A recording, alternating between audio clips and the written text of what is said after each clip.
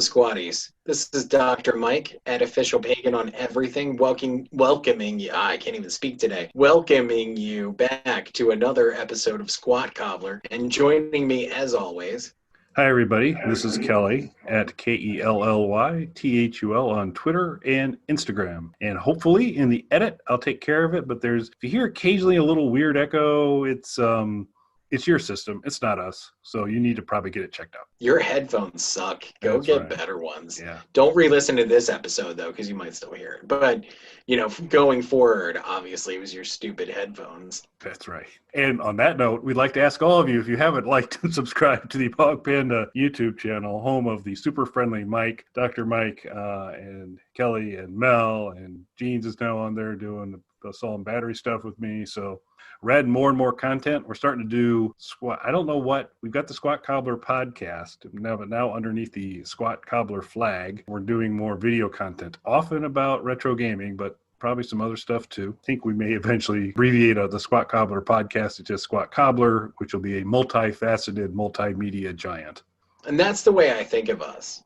Yeah, me too. The Squat Cobbler bump is so sought after. I think it's fair to call us multimedia moguls at this point. Yep. I mean, I buy stuff from Amazon. Look how they're doing. So Bam, sold. There you go. Well, I do have to, I'm not sure how I'm going to work this into future episodes. I have added yet another title, another abbreviation, whatever you want to call it, to my growing title. Mm-hmm. So I am technically the Honorable as a former mayor. The Honorable Dr. Mike, I guess now. Honorable, yes, totally legit. You got it. You're the mayor. Doctor, complete lie, but you just hang on to it. But okay. So where does this one fall? I am now Sir Michael Belinsky, as I am receiving a knighthood from Sealand. From Sealand? Yes. It is a disputed principality in international waters. It is bestowing a knighthood upon me. So I have yet another title, another plaque I can frame on the wall. So what did that run you? Democracy has no price, sir. So what did that run you? About the same as becoming mayor. Okay. Fair enough. I mean, democracy. Yeah, I think it's more monarchy, I think, for the knighting. I'm not sure, but... Yeah, they're not really a democracy there. They have a prince. He is their highest leader currently. And is he so funky? I mean, he is signing off on my paperwork. So over the weekend, while we were filming the video to let everybody know some of the hardships that we have to endure as podcasters, over the weekend, I did also have to take pictures and stuff for my official Sealand ID that's being issued that's going to say Sir Michael Belinsky on it. So I can get all of that taken care of. And I will be owning a small piece of Sealand as well. Property owner in multiple states here as well as in Sealand. Yep, looking forward to that coat of arms sometime. That will be an interesting one. So my life in politics is continuing. I'm probably going to wait for a major presidential push until the next election, just because I don't want to stand in the way of Kanye West. I think it's the duty of every real American right now to not sway the election away from Kanye West. Okay. Are you not a Kanye West fan? Not that we get super political on the show, but we're getting this great round of, he's about as good a choice as we got, I guess. So, again, it's not looking good, people. As a reminder, as Mike and I reminded everyone in 2016, there's another guy out there. His name's Alice Cooper. He's got a song called Elected. Makes him absolutely more qualified than any of these other knuckleheads running. Elect the guy. Write him in. Jeez. I mean, so Kanye's the youngest running, but second is Alice. Because I think the other two candidates are older than Alice. So there's that. Yeah. It's a sad state that we find ourselves in. Not great. It's not good. No. It's not great. At least we've got our health, Mike. Yeah, there you go. For the second time, I find myself thinking there's no good outcome here for the second presidential election in a row. I'm like, nothing good's going to happen. No, but sadly, I go into this one. So in the last one, I'm like, oh, there's a chance, regardless of which way it turns out, that things are going to get kind of ugly for a while. But in 2016, I was thinking there is a chance that could happen.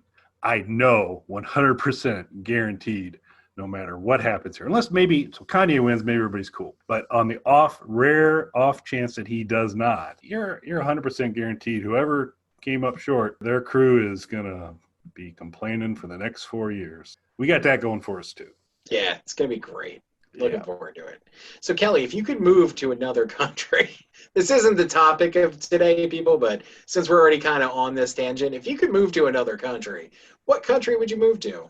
Well, I think the Sealand sounded pretty good to me. I hear they got, They got me. They got you, yeah. So it seems like I'd be in with the ruling class there. So that's a thing. Another country, boy, I would tend to try and find as hurricane. I think somewhere down Virgin Islands would be nice.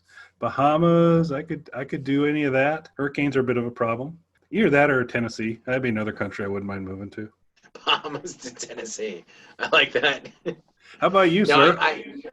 It's a tough one. So I have been to the Bahamas. I've been to Nassau and Paradise Island. The resort areas were great. Not so much in parts of Nassau when we were just out in the regular Bahamas.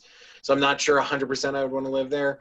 Great drugs, though, I was told by other people.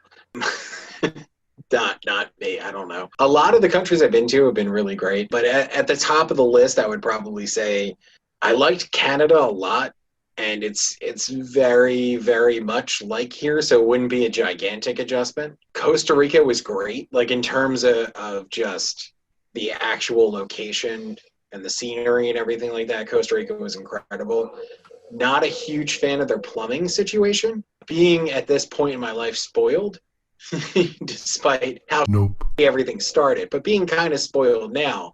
No, I'm not sure I could adjust to the plumbing situation there. But scenery-wise, it would be Costa Rica. Realistically, probably Canada, just because it's a lateral move for the most part, other than the political situation. What are your thoughts on Canada, sir? We went up and caught some Women's World Cup games. Liked it quite a bit. I think it is training wheels foreign country for you because there is enough similarities there. Yeah, I thought I didn't get a chance to see a ton of it because we were mostly there to kind of hit the hotel, catch the games, kind of hang around locally there. So I got to see some site. England was nice too. Got a little bit of time in London, about a week and a half, and that was pretty cool. Their buildings are old, man. they need to update. They got a lot of old buildings there. So it is interesting to walk around a country that has like 10 times more history than we do, at least that we know of. But yeah, I liked Canada. I liked England quite a bit as well. But I'm not a fan of snow, but I am a fan of plumbing. So I think I'm probably going to need to find, which brings me back to Tennessee. I think Tennessee has a well-established plumbing system and limited snow. Yeah, Costa Rica, I mean, visually, just the atmosphere, the people, the food, everything was incredible. I loved every part of it except the plumbing. And that, again, spoiled. I'm older now. I'm very spoiled. Don't know if I could do it. Canada I love Canada, don't get me wrong, but it's not as adventurous as dealing with plumbing situations and stuff, as you were saying. It's not that different from where we are. And not that I'm the most traveled person in the world or anything like that, but of everywhere that I've been, Canada, and I believe I've talked about this before, was the most aware of tourism than I ever was. Because when we went there, we stayed around the falls area, and everything was in English. Everyone spoke English, other than occasionally running into the metric system for things. You wouldn't know that you weren't in America. As soon as we got out of that immediate area, though, everything was in French. People were speaking in French as well they should, but it was just such a dramatic shift. Whereas everywhere else I've been, for the most part, people speak English and things like that, but tourism wasn't running their life in that area that you were in. Everything would be in their native language. Luckily, we would always have a guide or friendly people who spoke English or enough English that they could get our much less educated Americans throughout our day or get to where we needed to get. But I've never been like so aware of tourism where it's like, this 5 square mile area they're pretending is America just for you because you're coming there. Yeah, and as we've established on other shows, I mean, you missed the opportunity to take me along to serve as a translator, where if your situation was you needed to find a library, find out if someone was a friend of Paul, count to 14, or have them know my name. These are all things that I can handle completely.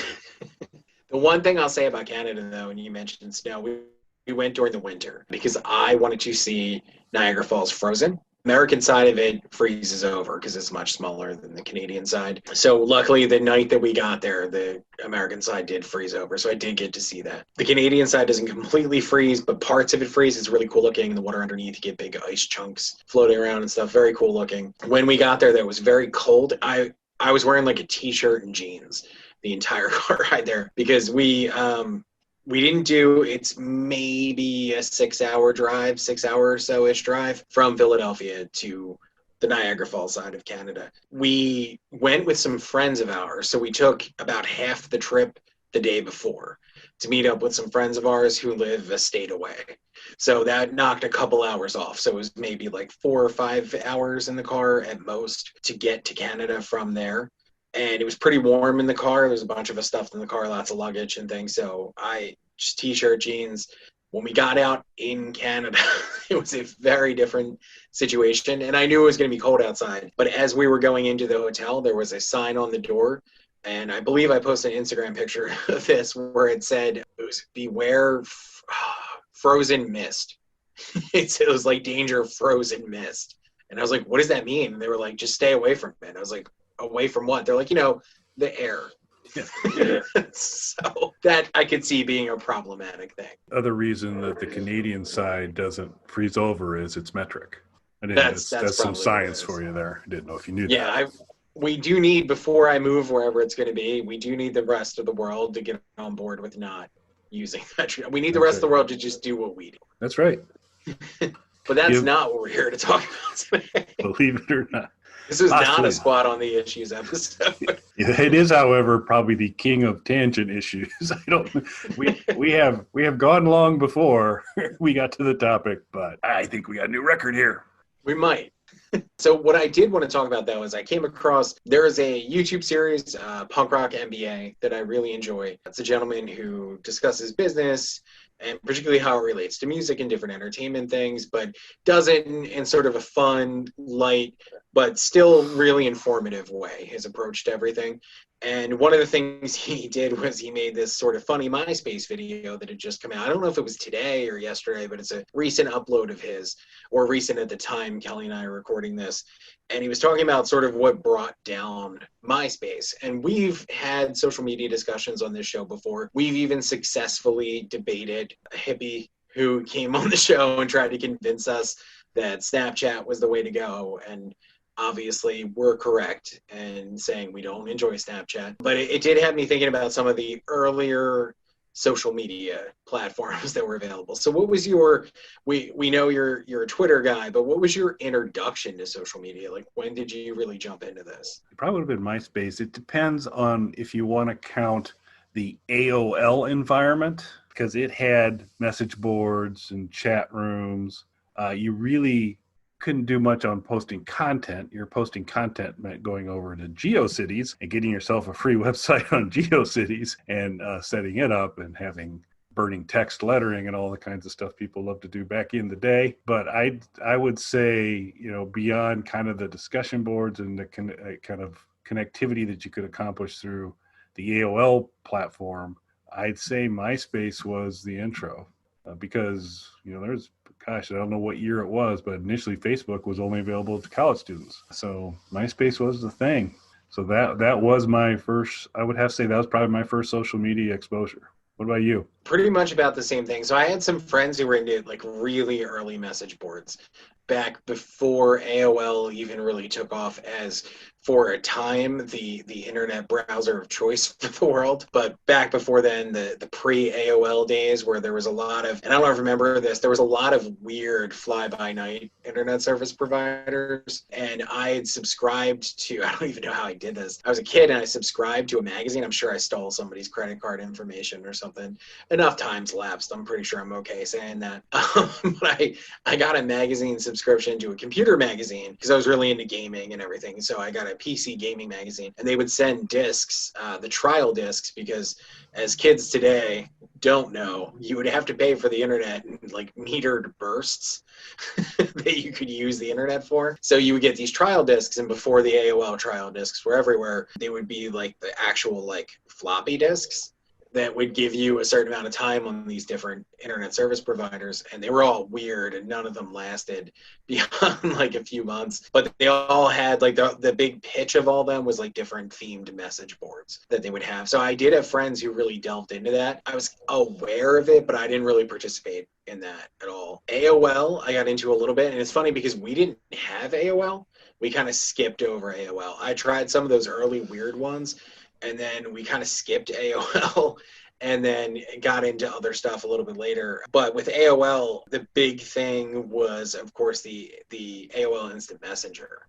That was the big communication, which I guess was sort of a proto social media thing. Really, it was like texting before everybody was texting each other. But I mean, there was like social media elements to it, I guess. Like you were saying, it sort of laid a little bit of that groundwork. Do you remember what your Instant Messenger name was? Do not.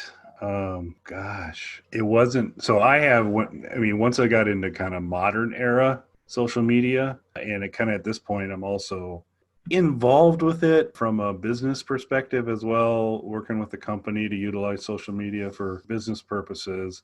And so at that point, and it's been that way for me kind of all the way through. It's my handle's my name. I am who I am. So my identity is the same. I'm Kelly Toole on Twitter. I'm Kelly Toole on Instagram. Obviously Facebook, you can't monkey around with that. As Vex learned, you gotta kind of go with the name there. I want to say it had Kafka in it. It might have been Kafka 905, which is Franz Kafka, super cheery kind of Dr. Seuss-like author, German author. You guys might want to try out sometime. And then 905, the John Entwistle song from Who Are You? So I think I might have been Kafka 905. Nice. That's a good choice, sir. Really going back. It's a solid choice. Mine was Jill Nasty Girl. Oh, I talked to you. Yeah. You're like, wait, that was you? Oh, man. I gotta go. So let's go back to the beginning. How long have we been working together? So apparently. So I had a friend, I hadn't ever used Instant Messenger. I had a friend who was really into it, and she wanted me to get on there and start using it. So I was like, all right, just make my profile for me. And that's what she came up with. And I was just like, so it was because one of the message boards on AOL that she was really involved in was a lesbian message board. So if it was my name or something that identified me as a male, I wouldn't be able to sign into that message board to talk to her when she was on there. Still the best female name she could come up with. I was like, but why? Okay, fine. So I'm Michelle or something like that, but Jill Nasty Girl? She's like, trust me, that's you. AOL Instant Messenger was the thing. But then also Yahoo had an instant messaging platform. And, oh gosh, there was another one. So there was this really cool tool called Trillion that you could log into, and it would log you into all the different instant messenger accounts. And so you were logged in as one entity, but all of those were up and running. And so your list of friends of who was online was expanded from just who was on AIM to who's on AIM, who's on Yahoo. And there was a third one, and I can't remember what it was I was playing with, but that's also quite a while back. I remember using the Yahoo Messenger through my Yahoo email account, which seemed incredibly redundant. Doing it that way. Yeah, I mean the presence thing was nice that you could tell when somebody had gone online and do that, but outside of that, at that point in time, not a big difference between the two. versus what we got today. The one thing I'll say, particularly with Yahoo had something early on with their message board system and their messenger equivalent and all that stuff they had going on. They were one of the first sites, or at least first I was aware of, that was actually streaming music as well. Very few people knew about it, and it was a feature you had to pay for. So it was like a premium option on there, and they did not have much of a library. And a band that I was involved with before starting Pagan, whose name I'm not going to say because bad word. Them, I'm not giving them any free publicity. But a band that I was involved with prior to Pagan, I remember saying like we had made an album, and I was like, we should get this album up on this thing. And they were like, who would ever pay to stream music? And I was like, no, you're not. I had this long argument with them, and I was like, it's not about this. Like, other things could come from this. Like, imagine a website where it's just all albums, you're streaming albums and things like that. And this is or about the same time that iTunes had started, but there was no subscription or anything like that. And iTunes in the beginning, like, people think of iTunes once it took off. Like, iTunes was around for a long time and sucked. There was like 5 albums on it. It was expensive. Downloading everything took a day. To just download a song. It was not good. Like the early like digital singles that were available, it would be $10 for a song. So, and most people didn't even know that was an option to buy songs digitally, but it was usually $10 a song. And then if you bought directly, like Sony had their own little store up and stuff for a while, they would do $10 for like 3 songs. So to buy an album would cost you like $40 by the time you would get through it, for the convenience of taking a day to download each song. But Yahoo, I definitely thought was onto something, and we got our album on there. That was our first streaming service that we were on, was on Yahoo.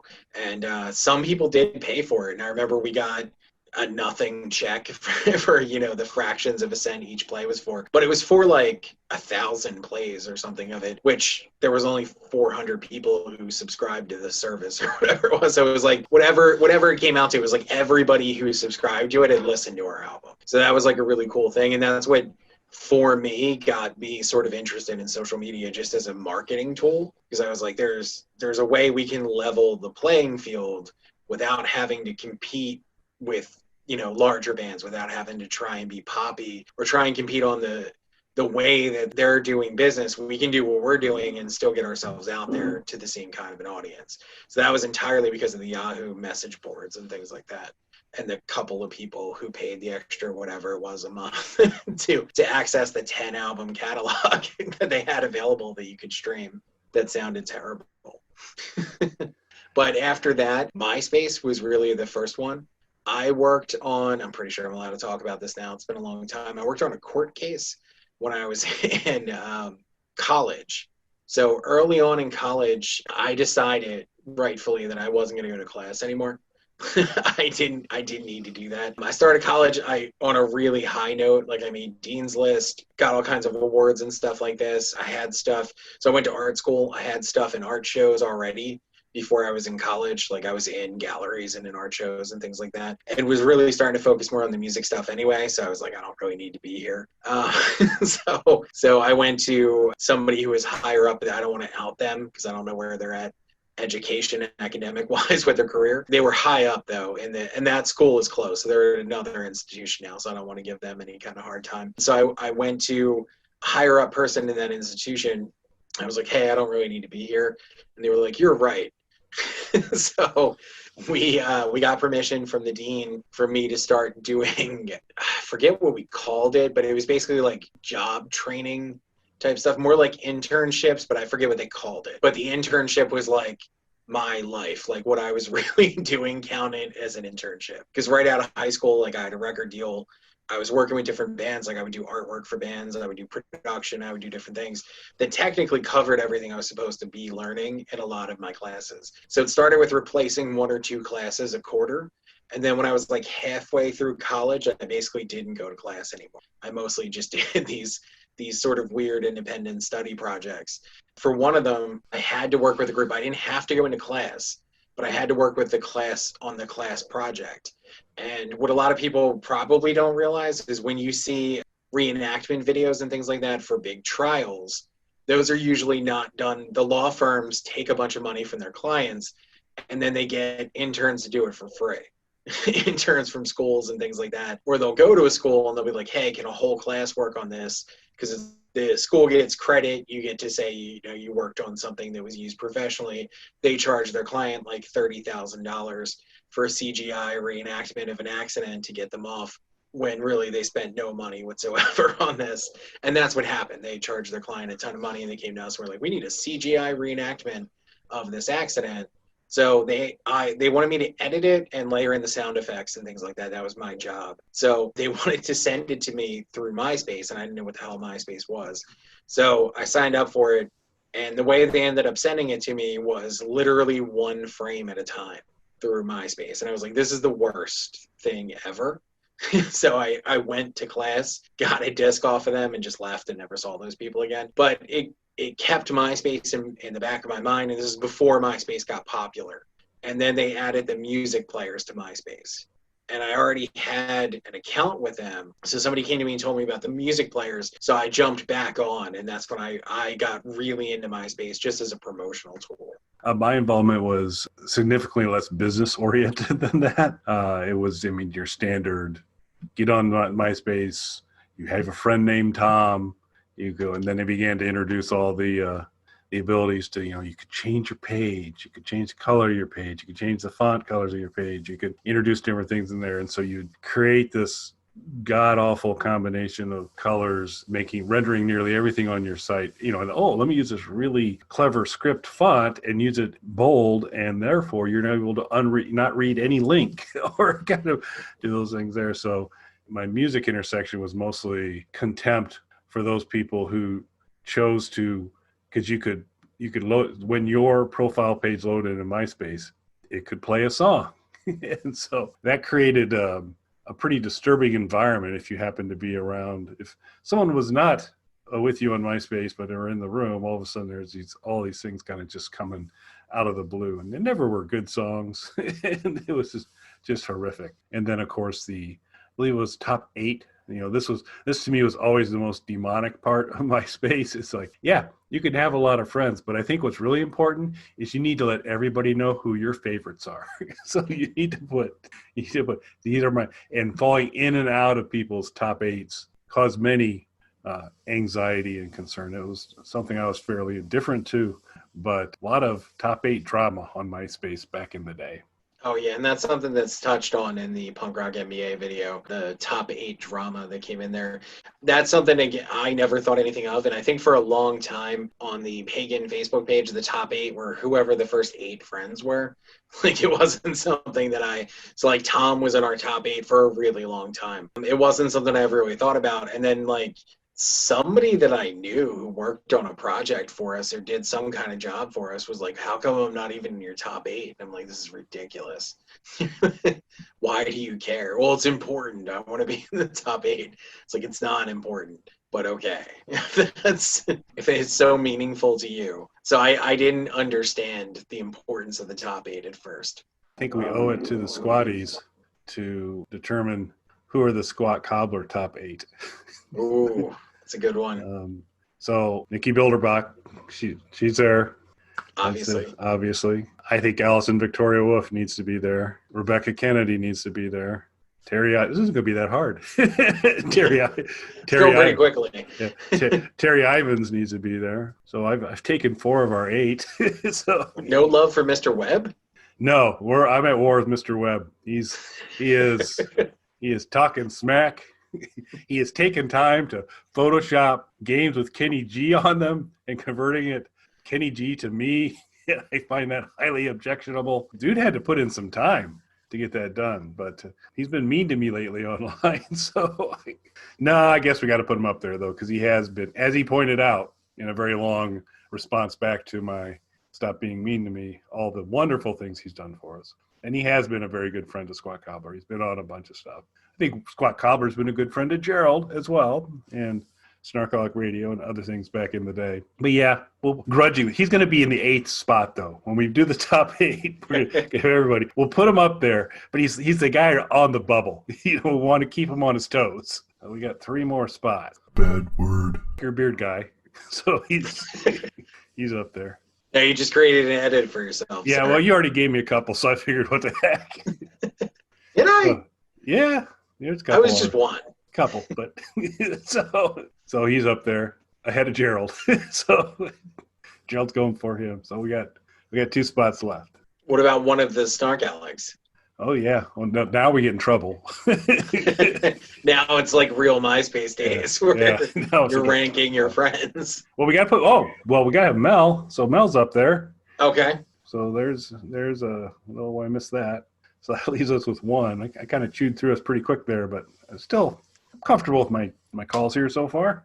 So that leaves us with 1 spot across the Snark Alec universe. And I mean, you gotta put Dylan in the running. You gotta put there's a lot of. You gotta put Myrna in the running. You gotta put Dawn in the running. Gotta put Tony in the running. Wow, a lot of potential. I'm very interested to see what you decide there, Mike. I don't know. Well, so maybe we should put this to real world practice, because one of the things that had me thinking about MySpace even before this video popped up was every once in a while, like once every few months, I get a notification from MySpace of like, somebody sent you a message or somebody added you on MySpace or did this. And I'm like, who the bad word? And you already set this precedent, so I can say that. That's fine. I'm like, who the bad word is still on MySpace? And I'm just, part of me wants to like go through the whole password retrieval process, whatever that consists of, to get on there and just ask this person so many questions. Like, what's it like being one of the 5 people who are active on an entire social media network and things like that? I just have so many questions. And while in a lot of ways, and you touched on a lot of important things, because I think the same thing that made MySpace the leader in social media for that period of time, because there were competitors. It wasn't just AOL to MySpace. You had Friendster and different things like that just never caught on the same way that MySpace did. And there was a bunch of others as well. What made MySpace great was a mistake that allowed people to edit the coding on their pages, which initially they did not want, and then realized that they could promote that to make them stand out from the other social media platforms. But once they really started promoting that, like Kelly said, it became very difficult to access certain people's pages, because not only would you just be bombarded with all kinds of craziness, but it would also, back then in the dial-up internet days, it would really slow down loading people's pages and things like that when they would load it up with all this crazy stuff that they would add on there. So part of what their whole selling feature was kind of part of what brought them down. And the sort of cleaner, minimalist look and feel of Facebook attracted a lot of people away once that was opened up to the public, because they were getting sick of taking 5 minutes to load a MySpace page only to be bombarded with 3 different songs playing at the same time and a bunch of flashing lights and glitter animation. Animated GIFs galore. Oh, yeah. But since MySpace is still around, should we make a Squat Cobbler MySpace page? We could put this Squat Cobbler top 8 to like real world practice. Yeah. Except I doubt any of the people that we've listed so far are active on MySpace. And I don't think a request to them to say, hey, set up a MySpace account so we can put you in our top 8 is going to work. So we may have to do a faux top 8. I still think it can't hurt to set up a page. I mean, why not? But I don't think we're going to have too many hits on the list there. But I mean, I hogged our top 8 there. You gotta want to bounce anybody off of there or shift things around. It's tough. I mean, I don't want to be the guy who excludes anybody. Yeah, I'm okay with that. I'm trying to think though, who would be the last position in the top 8? It's tough. I think maybe we should turn it over to the squatties to choose. Yeah, I think so. That's good, and I think we can put out a tweet and we can put something on Instagram to let them know to come to this episode. We will, however, have to provide a timestamp because I don't think we're going to get too many people to slog through everything. 1 hour and 45 minutes into the episode. Yeah, just that's the mark. Get in there because that's when things get real. And we'll have to see. Yeah, and then I think we can turn it over. And then they can also challenge and we can put this in a blog post too. We can kind of say, here's where we're at. Tell us where we're wrong and tell us, come up with nominations or make your case to be the 8th spot in the top 8. Coveted 8th spot. Actually 7th spot because Gerald's in the 8th. You need to keep him there. Once again, I'm pointing out that I'm the person who recommended Gerald for our top 8. Yeah. Oh, yeah, absolutely. Look at that. You know what's funny, too? When you posted that Kenny G game picture, I had just seen that game like the day before. I was in a Target randomly that we had stopped into, and I was looking at board games because for some reason I was like, we should get a board game. So I was looking at board games, and I saw that Kenny G game there. So I was contemplating. I ended up not getting anything because it was the Kenny G game just because it was funny, or the Shining game, which I didn't even know existed, but I'm a huge, huge Shining fan. So I was looking up reviews, and they are mixed would be an understatement over how these reviews go. All right, sir. Well, I think our main takeaway here is that we need to start a Squat Cobbler MySpace page. Yep. I think that's good. We're recording, so I'm going to actually have to do the edit for this and get all of this stuff kind of pulled together tomorrow so that we can make it out by Friday. We're talking a big game, but all the stuff we'll have ready. Hopefully I can get it all done, and we'll get the current rank, our current top 8 there, and then we'll put the call out to the crew to see if there are other nominations. I'm sure Gerald will weigh in like he does. Well, you don't have to worry. I won't say bad word again to make the edit harder on you. Thanks. Appreciate it. And with that, we sure do hope you like and subscribe to the Bog Panda YouTube channel. And follow us on MySpace. and follow us on. Got to update our bump out. All right. Thanks for listening, everybody. Thanks, everybody. All